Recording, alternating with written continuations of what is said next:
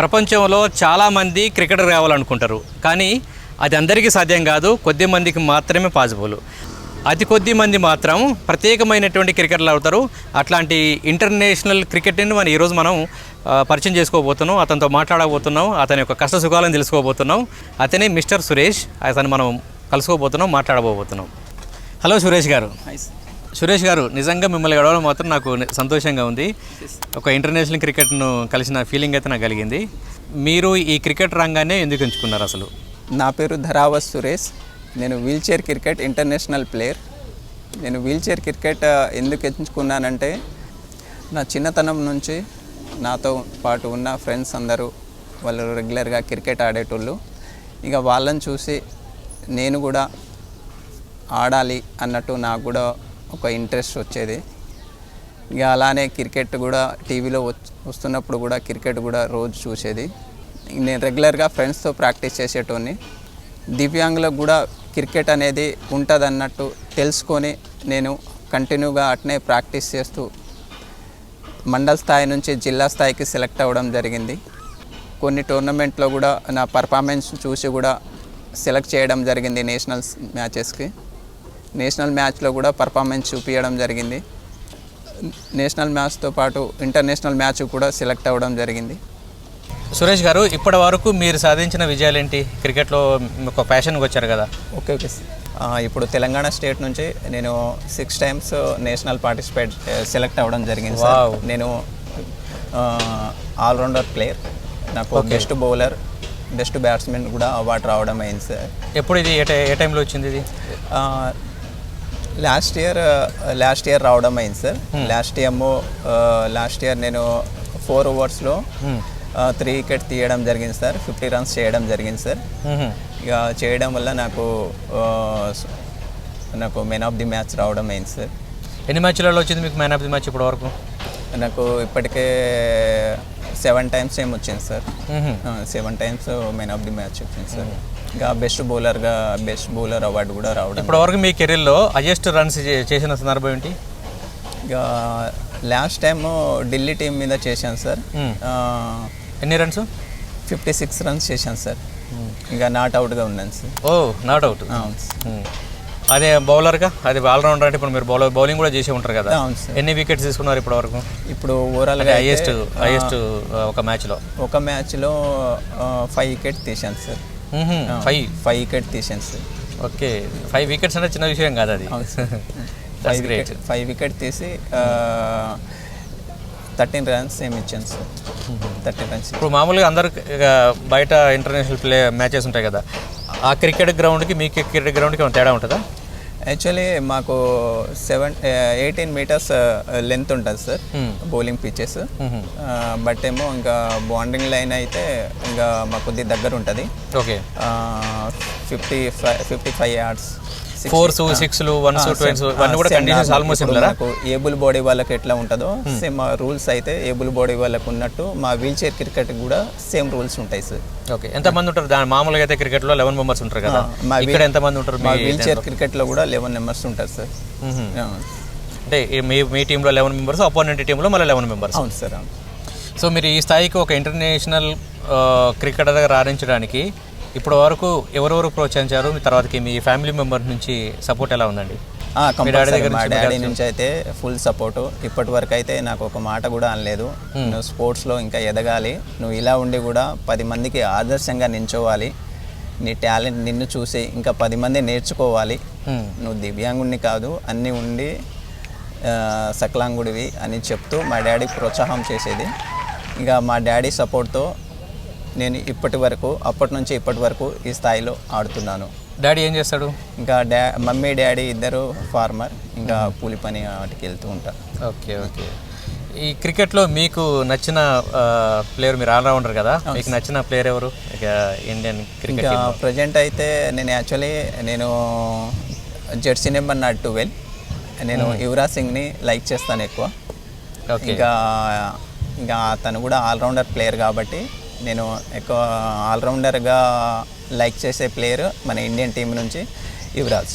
ఈ స్థాయికి వచ్చారంటే మీకు బహుశా ఆర్థికంగా ఎలా ఉంది? మీకు సపోర్టు ఎవరి నుంచి అయినా సపోర్ట్ ఉందా ఇప్పటి వరకు? యాక్చువల్లీ నేను ఊర్లో ఆడేటప్పుడు మా పిన్ని లక్ష్మి ఇక్కడ హెచ్ఎల్ కంపెనీలో ఎంప్లాయ్ మా పిన్ని. ఓకే. ఇక తను మా పిన్ని ప్రోత్సాహం చేసేది. తను ఇక్కడ ఊర్లో ఉంటే తనకు ఉన్న టాలెంట్ అనేది బయటపడవు, మా హైదరాబాద్ తీసుకొస్తే తనకు ఒక లైఫ్ ఉంటుంది అన్నట్టు మా పిన్ని ఇట్లా ఆలోచించి మా పిన్ని నాకు హైదరాబాద్ తీసుకురావడం జరిగింది. అలానే వీళ్ళకంటూ ఒక హాస్టల్ ఉంటుంది అన్నట్టు మా పిన్నికి తెలిసి మా హాస్టల్లో మా పిన్ని జాయిన్ చేపించడం జరిగింది. ఇంకా హాస్టల్లో ఉంటూ నా స్టడీతో పాటు నా ఎంచుకున్న గేమ్ కూడా కంటిన్యూ చేస్తూ వస్తున్నాను. మీరు అంటే హాస్టల్ ఎక్కడ ఉంటారు మీరు? Champapet physically challenged hostel, DMart opposite గల్లీలో ఉంటాను సార్. ఓకే. సో మీరు హాస్టల్లోనే ఉంటారు? గవర్నమెంట్ హాస్టల్లో, పీడబ్ల్యూ హాస్టల్లో ఉంటాను సార్. ఓకే. సో తర్వాత మీరు ట్రైనింగ్ ఎక్కడ తీసుకుంటారు మరి? మన ఇక్కడ మాసప్ ట్యాంక్ దగ్గర FCI గ్రౌండ్లో మేము రెగ్యులర్ ప్రాక్టీస్ చేసేది సార్. అక్కడ సార్ కూడా అక్కడ కోచ్ సార్ కూడా మాకు సపోర్ట్ చేసేది. ఇంకా సపోర్ట్ చేస్తూ మాకంటూ ఒక సపరేట్గా ఒక నెట్ ఇచ్చేది. ఇంకా మీకు డిస్టర్బ్ కాకుండా మీరు ప్రాక్టీస్ చేసుకోండి అన్నట్టు సార్ మాకు వీల్ చైర్ పెట్టుకోవడానికి కూడా బాబా సార్ అక్కడ వీల్ చైర్ పెట్టుకోవడానికి మాకు ఒక రూమ్ ఇస్తూ ఇంకా మాకు రెగ్యులర్గా అక్కడ ప్రాక్టీస్ చేసుకునేది సార్. అయితే ఒక డౌట్ నాకు ఏంటంటే, ఇప్పుడు మామూలుగా సాధారణ అన్ని ఫిజికల్గా ఫిట్ ఉన్న వాళ్ళు ఏంటంటే వాళ్ళు మామూలుగా ఆడతారు కదా, ఇప్పుడు మీకు లెగ్స్ అనేది కొంచెం ఇబ్బందిగా ఉంటుంది కదా, మీరు ఎలా ఆడతారు మరి? యాక్చువల్లీ మేము ఇప్పుడు స్టాండింగ్ వాళ్ళు నించొని ఆడతారు, మేము వీల్ చైర్ అనే గేమ్ మేము ఆడుతున్నాం కాబట్టి మేము వీల్ చైర్లో ఇప్పుడు యాస్టీర్గా ఇప్పుడు ఎట్లా కూర్చున్నామో అలానే కూర్చొని ఆడతాం సార్.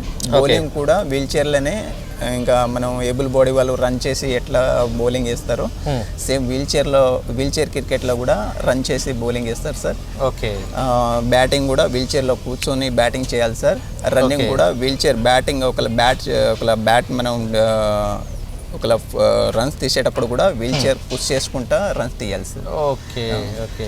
అంటే మీకు చైర్ అనేది చాలా ఇంపార్టెంట్ సార్. బట్ ఇంకా మా దాంట్లో కూడా ఫీల్డింగ్ చేయాలన్నా కూడా దూరం నుంచి పోతున్న బాల్ని ఏబుల్ బాడీ వాళ్ళు ఎట్లా డైవ్ చేసి బాల్ ఫీల్ చేస్తారో మా వీల్ చైర్ క్రికెట్లో కూడా అలా డైవ్ చేసి బాల్ ఫీల్ చేస్తారు సార్. ఓకే.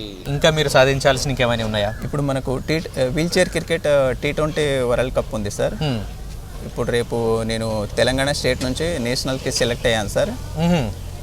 ఈ మంత్ 18 to 21 వరకు తమిళనాడు, మే మంత్ 18 to 21 వరకు తమిళనాడులో ఉన్నాయి సార్. ఓకే. వాళ్ళు వన్డే మ్యాచెస్ కండక్ట్ చేస్తున్నారు. వీల్ చైర్ క్రికెట్కి వన్డే మ్యాచ్ కండక్ట్ చేయడం ఇదే first time sir, first tournament. Okay. అయితే మన తెలంగాణ స్టేట్ నుంచి నేను సెలెక్ట్ అవ్వడం జరిగింది. కంగ్రాచులేషన్స్. Thank you sir. ఇక దానికి నేను ప్రిపేర్ అవుతున్నాను. ఇక ఎవ్రీథింగ్ ఇంకా గవర్నమెంట్ ఇచ్చే పింఛన్తోనే, అలానే దాతలు నా టాలెంట్ని చూసి వాళ్ళు తోచినంత ఎంతో అంత హెల్ప్ చేయడము, ఇంకా అట్లా అప్పటి నుంచి ఇప్పటి వరకు అట్లా ముందుకు వెళ్తున్నాను సార్. ఇంకా మాకు ప్రోత్సాహం నాలాంటి క్రీడాకారులు ఎంతోమంది ఉన్నారు. నాలాంటి క్రీడాకారులని ప్రోత్సాహం చేస్తే కంపల్సరీ మన భారతదేశాన్ని తరపు నుంచి ఆడి ఎన్నో పథకాలు తీసుకొస్తారు సార్. కానీ మాకు సరైన ప్రోత్సాహం లేక మేము వెనుకబడుతున్నాము. మీరు ఇంతకుముందు చెప్పారు కదా గవర్నమెంట్ నుంచి మీకు సపోర్ట్ అవుతుంది, మీకు అంటే ఎంత వస్తుంది మీకు ఏమో గవర్నమెంట్ తరపు నుంచి? యాక్చువల్లీ మాకు ఇప్పుడు పీడబ్ల్యూ ఫిజికల్ ఛాలెంజ్డ్ వాళ్ళకు గవర్నమెంట్ నుంచి ఫర్ మంత్ 4,000 మాకు పెన్షన్ వస్తుంది సార్. ఇప్పుడు ఆ పెన్షన్తోనే మేము ఇప్పుడు అదర్ స్టేట్కి ఏమైనా సెలెక్ట్ అయ్యి అదర్ స్టేట్కి వెళ్ళి ఆడాలన్నా కానీ ఆ పెన్షన్ అమౌంట్ వాడుకోవడం జరుగుతుంది. అలానే మేము రెగ్యులర్గా గ్రౌండ్కి వెళ్ళి ప్రాక్టీస్ చేయాలన్నా కూడా ఆ అమౌంట్ ట్రాన్స్పోర్ట్ అంటే మామూలుగా ఏది పీడబ్ల్యూడి వాళ్ళకి ఇప్పుడు వికలాంగులకు ఇచ్చేటువంటి అమౌంట్, ఆ పెన్షన్ మీకు వచ్చే పెన్షన్ సేమా లేకపోతే మీకు ఏమైనా ఎక్కువ ఉంటుందా? లేదు సార్, సేమ్ అమౌంట్, అదే అమౌంట్. ఫైనాన్షియల్ సపోర్ట్ ఏమైనా గవర్నమెంట్ తరపు నుంచి ఏమైనా ఉందా మీకు? ఇంకా ప్రజెంట్ అయితే గవర్నమెంట్ నుంచి ఎలాంటి సపోర్ట్ లేదు సార్. యాక్చువల్లీ అంతకుముందు మన తెలంగాణ స్టేట్కి స్పోర్ట్స్ పాలసీ అనేది లేదు. ఓకే. ఈ పారా స్పోర్ట్స్కి అఫిలియేషన్ లేదు సార్. అంటే గవర్నమెంట్ కూడా మాకు గుర్తించి మాలాంటి క్రీడాకారులని సపోర్ట్ చేస్తే మేము ఖచ్చితంగా మన తెలంగాణ స్టేట్కి అలానే మన భారతదేశానికి ఎన్నో కీర్తి ప్రతిష్టలు తీసుకొస్తాం. డెఫినెట్గా అండి.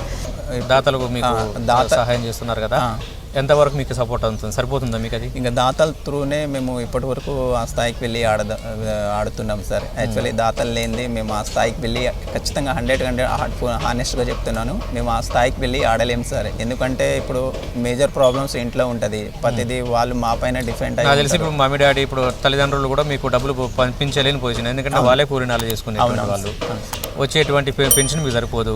వేరే మామూలుగా ఏంటంటే బయటికి వెళ్ళి జాబ్ చేసేంత ఇప్పుడు ప్రజెంట్గా లేదు. మీ క్రికెట్ను మీరు ఎంచుకున్నారు కాబట్టి సో ఖచ్చితంగా మీకు సపోర్ట్ కావాలి. మీరు ఇప్పుడు మన దీని తరపున ఏమన్నా మీరేమనుకుంటారు, ఏమన్నా అడగాలనుకుంటున్నారా? ట్రాన్స్పోర్ట్కైనా, డైట్కైనా, రెగ్యులర్ ప్రాక్టీస్కైనా అలా మాకు సపోర్ట్ చేస్తే సమ్ అమౌంట్ మాకు ఒక మంత్లీ ఒక 20,000 వరకు అవుతుంది సార్. మంత్లీ 20,000 అయితే కనుక మీరు ఎలాంటి ఇబ్బందులు లేకుండా మీ ప్రాక్టీస్ మీరు చేసుకోగలుగుతారు సార్. అంటే సంవత్సరానికి దాదాపు ఒక 2,40,000. అవును సార్. అట్లా ఉంటే సపోర్ట్ చేస్తే కంపల్సరీ ఒక మంచి రిజల్ట్ ఖచ్చితంగా మాకు హెల్ప్ చేసిన దాతలకైనా ఇంకా గవర్నమెంట్కైనా ఒక మంచి రిజల్ట్ తీసుకొస్తాం సార్. ఇంటర్నేషనల్ మ్యాచెస్ ఆడే అవకాశం ఎప్పుడు లభించింది, ఎలా లభించింది, ఏ కంట్రీస్ ఆడారు ఇప్పటి వరకు, మీరు ఏమైనా కప్స్ గిట్ ఆడారా మీరు? ఢిల్లీ టీం పైన నేను 57 రన్స్ చేయడం జరిగింది, అలానే 4 వికెట్లు తీయడం జరిగింది. ఇంకా నేను ఆల్రౌండర్ ఇంకా అక్కడ నా పర్ఫార్మెన్స్ని చూసి నేను వీల్ చైర్ క్రికెట్కి ఇండియా మ్యాచ్కి సెలెక్ట్ అవ్వడం జరిగింది, ఏషియా కప్కి. ఇక మన ఏషియాలో ఉన్న కంట్రీస్ అందరు ఏషియా కప్కి పార్టిసిపేట్, పాకిస్తాన్, శ్రీలంక, బంగ్లాదేశ్, నేపాల్, ఆఫ్ఘనిస్తాన్. ఎన్ని దేశాలతో మీరు ఆల్రెడీ ఆడడం జరిగింది? అవును సార్. ఎప్పుడు ఆడారు ఇది అంతా కూడా? లాస్ట్ ఇయర్ అక్టోబర్లో సార్, అక్టోబర్ 2023 అక్టోబర్లో సార్. ఓకే, అక్కడ ఆడాను సార్. అక్కడ కూడా నేను ఒక పాకిస్తాన్తో ఒక మ్యాచ్తోనే ఆడలే, తర్వాత సబ్స్టిట్యూట్ ఫీల్డర్గా నేను వెళ్ళడం అయింది. మిగతా ఆల్ టీమ్స్తో ఆడాను సార్. ఇప్పుడు భారతదేశం తరపున వేరే కంట్రీస్ తోటి మీరు ఫస్ట్ టైం ఆడారు కదా, ఆడినప్పుడు మీ ఫీలింగ్ ఏంటి? యాక్చువల్లీ నేను ఇండియాకి సెలెక్ట్ అవ్వడం నేను చాలా హ్యాపీగా ఫీల్ అవుతున్నాను సార్. అలానే మా ఫ్యామిలీ మెంబర్స్ కూడా చాలా హ్యాపీగా ఫీల్ అయ్యారు. T20 వరల్డ్ కప్కి సెలెక్ట్ అవ్వాలన్నట్టు నా లక్ష్యం సార్. డెఫినెట్లీ నేను అవుతానని నాకు హోప్ ఉంది. ఇప్పుడు తెలంగాణ స్టేట్లో ఇక ప్లేయర్ పరంగా, ఆల్రౌండర్ పర్ఫార్మెన్స్ పరంగా, బెస్ట్ పర్ఫార్మెన్స్ పరంగా నేనే ఉన్నాను సార్.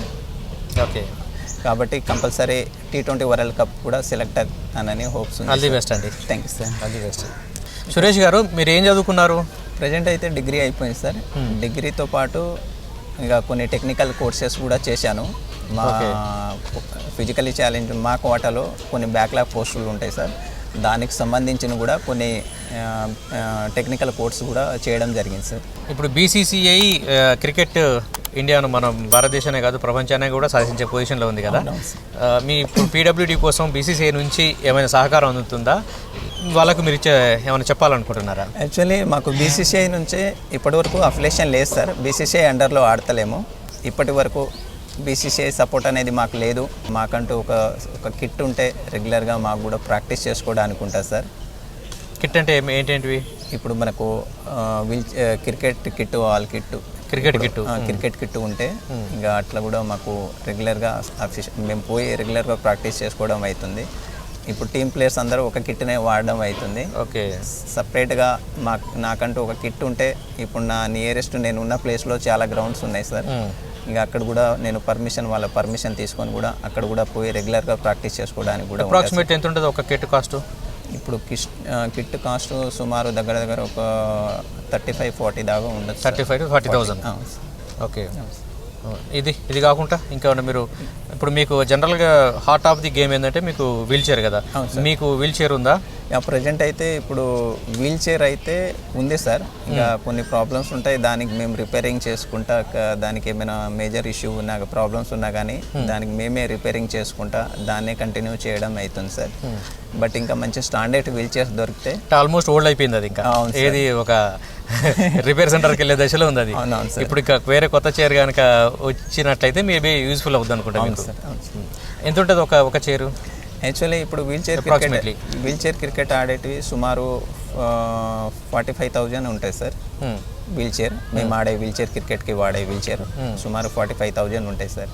నేను వీల్ చైర్తో పాటు కూడా వీల్ చైర్ బాస్కెట్బాల్ కూడా ఆడుతున్నాను సార్.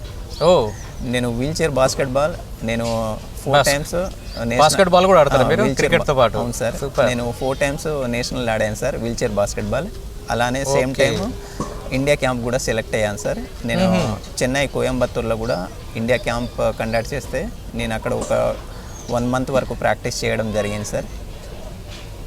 మొత్తానికైతే మీరు స్పోర్ట్స్ కిడ్ అయితే ఒక క్రికెట్ ఒకటే కాదు, నెక్స్ట్ బాస్కెట్ బాల్ కూడా మీరు next level almost India level వెళ్ళారు, నేషనల్ లెవెల్ ప్లేయర్గా ఎదిగారు మీరు. అవును sir. That's great to hear. All the best అండి మొత్తానికైతే. Thank you sir. Yeah.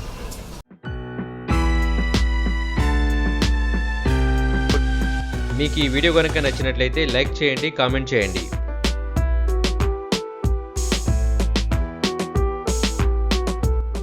Thank you for watching this video. మరో వీడియోతో మీ ముందుంటాను. అంతవరకు బాయ్ బాయ్.